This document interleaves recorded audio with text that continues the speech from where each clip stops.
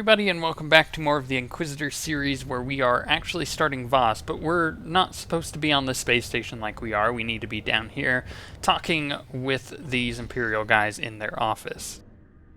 I've told you, Jofin, that the concept of diplomacy itself is strange to the Voss. As far as they are concerned, they are the only people who matter. They receive the visions, not the Empire. And not the Republic. And not the Republic. The point is, there's no precedent for what you're asking in Voss culture. Ah, my lord. Rural Jofin, Imperial Diplomatic Service. A pleasure.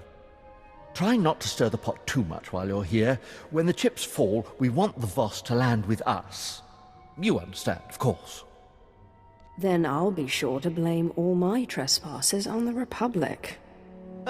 Not a bad idea. Of course. Better be sure the mystics haven't had a vision of it first. Thank you, Mistress Callis. Again, my lord, a pleasure.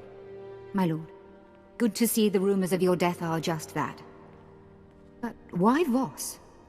Don't you have a Dark Council member to kill? With great power comes a lot of nagging, apparently. I'm listening.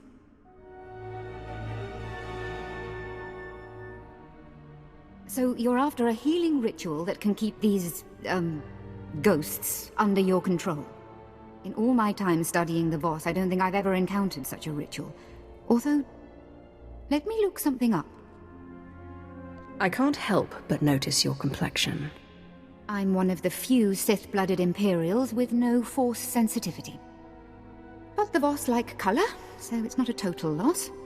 Let's see.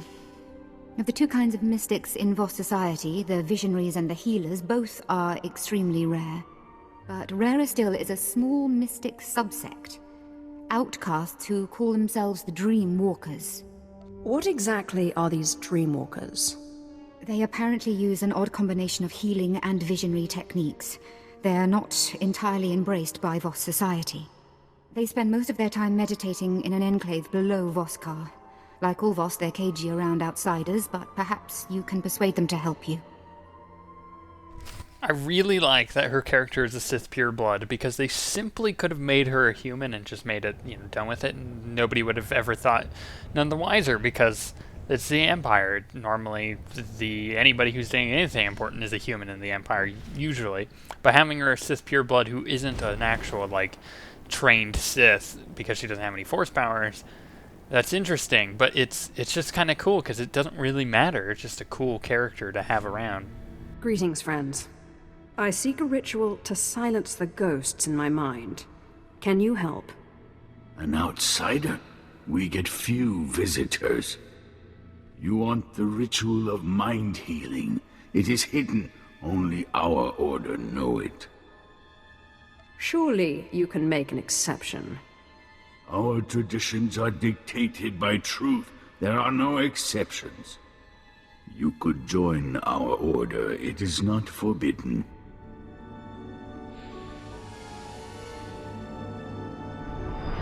Your mind is fragmented. You may not survive the initiation. What does this initiation entail? Take this seed. Burn it in the cavern. Breathe its fumes. Meditate. Follow the dream. That is the first part. The second is a boon that you pay us. We choose when. What is a boon exactly? A small debt. Dreamwalking binds your consciousness to ours. There is no choice. Here is the seed. Safe journey. It's not very fair asking me to pay them to do this kind of thing. I mean, they're mystics. They should be helping me, just out of the goodness of their heart. That's what they do, right? No, of course not, because they're freaking Voss, and I hate the Voss. As I mentioned in the last episode, if I could kill all the Voss, I totally would. I don't like this planet at all. I don't like the culture. I don't like anything about the Voss. However, the story here isn't too bad, and that's simply because it's finally wrapping up the whole I have Force ghosts in my head nonsense kind of thing. Once we get all of this done with the Force ghosts, then this allows me to be able to basically move on with the story and, you know, go to do what I really need to do. I need to stop screwing around with Force Ghosts. You're the Sith who killed Darth Scotia. Amazing.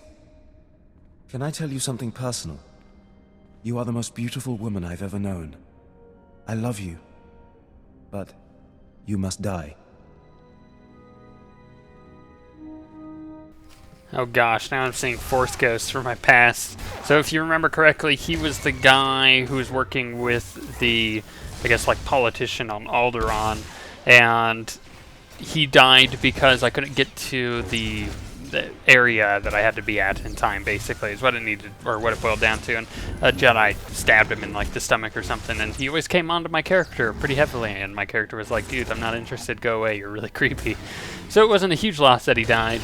So it's kind of strange to see him. However, I think that's supposed to be like a bigger moment there. But like I said, my character didn't really care for him. So it's kind of a disconnect in logic, I guess.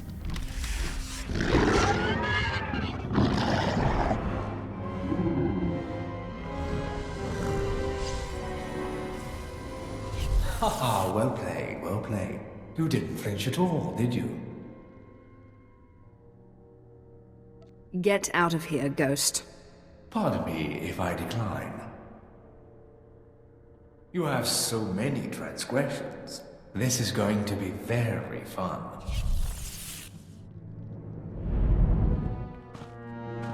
You are all that's dark and vile and impure in the galaxy. You used Rahana and deceived me. You are less than nothing.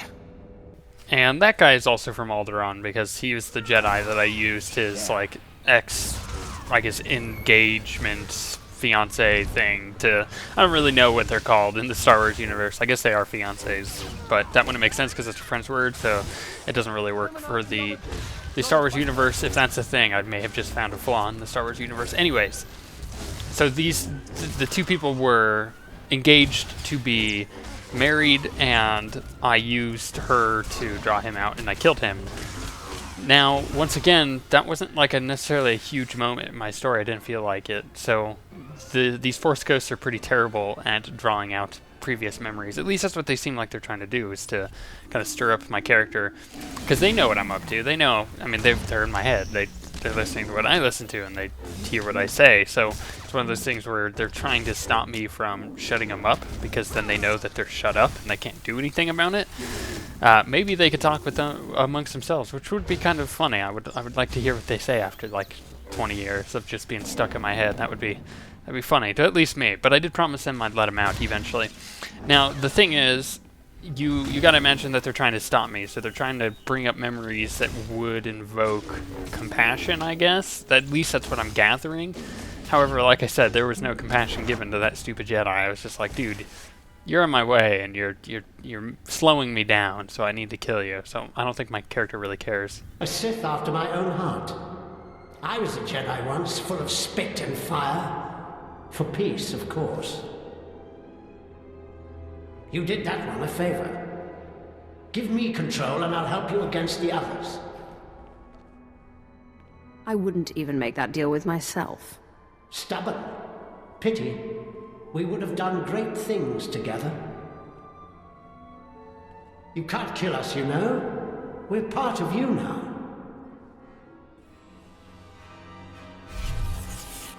Apprentice, what have you done to me? You betrayed me! You ruined me! They're really terrible at this. Like, I wouldn't have given him control anyways, just to be clear, because that's a terrible idea, just like my character said. However, now he's bringing Darth Zash into the picture here, and it's like, why bring in Darth Zash?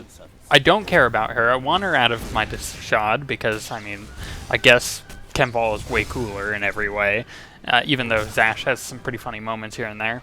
The other thing is that Zash is just really annoying, and she tried to kill me, so why would I feel compassion for her? If anything, him bringing Darth Zash just makes me want to kill her more, so it's a terrible idea.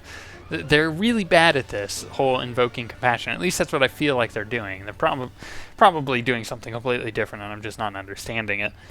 But that's okay, because at the time, my character just doesn't care. Kill your master, did you, Snake? I know just the punishment for you. Do you plan to seethe at me until I keel over? Do not mock us. Our ways are more insidious than you can dream. You will never be free of us.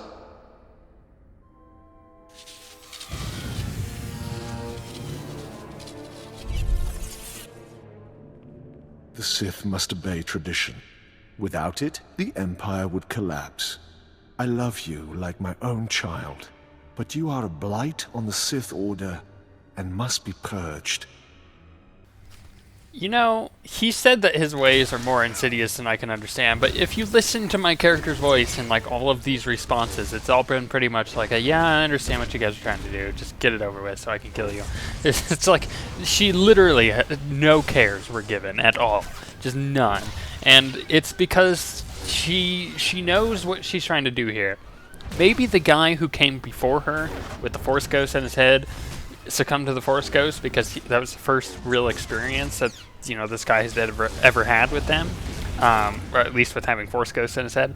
My character kind of knew what to expect because of that guy's experiences, and with that, she could kind of go in here with a clear mind and just get this all out of the way. Fine, we relent, but only for now. You are not rid of us. You will never be rid of us. Your victory celebration is decidedly premature. Your determination only makes it more tragic.